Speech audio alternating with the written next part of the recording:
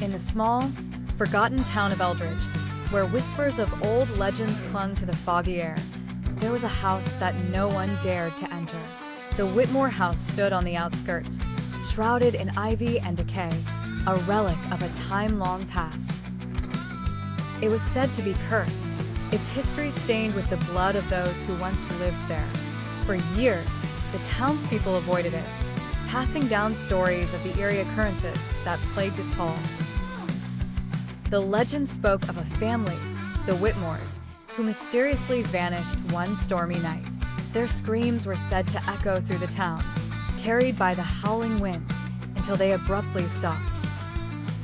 That was decades ago. Now, only their empty, decrepit mansion remained, a silent sentinel over the town's darkest secrets. Erica, a young journalist with an insatiable curiosity for the macabre, decided to investigate the house for her latest piece. She was driven by the thrill of uncovering the truth buried beneath layers of fear and superstition. Armed with her camera and flashlight, she crossed the threshold of the Whitmore House. The air inside was heavy, suffused with the scent of mildew and something else she couldn't quite identify, something metallic.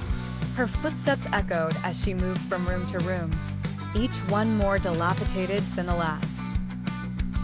She photographed everything: the crumbling wallpaper, the broken furniture, the ominous portraits whose eyes seemed to follow her every move. As she descended into the basement, the sense of unease grew stronger. The walls down here were covered in strange symbols, carved deep into the stone. Erica's flashlight flickered, casting shadows that danced and twisted in unnatural ways. She felt a chill run down her spine, but she pressed on, driven by the need to uncover the truth. In the center of the room, she found an old, dusty book. Its pages were yellowed and brittle, filled with handwritten notes and sketches of bizarre, nightmarish creatures. As she began to read, a sense of horror settled over her.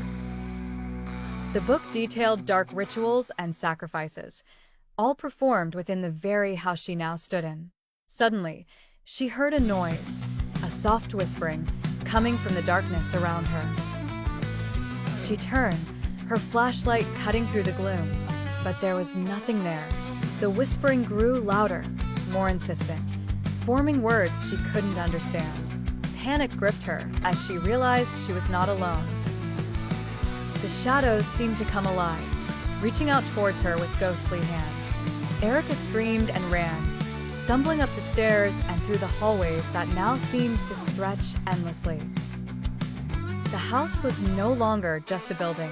It was a living entity, determined to trap her within its walls. She burst through the front door, gasping for breath, and didn't stop running until she was back in the safety of her own home. The experience left her shaken, but she knew she had to write her story. The Whitmore House held a dark, sinister power, one that fed on fear and despair. As she typed her article, she couldn't shake the feeling that the shadows were still watching her, waiting for the moment when they could drag her back into the darkness.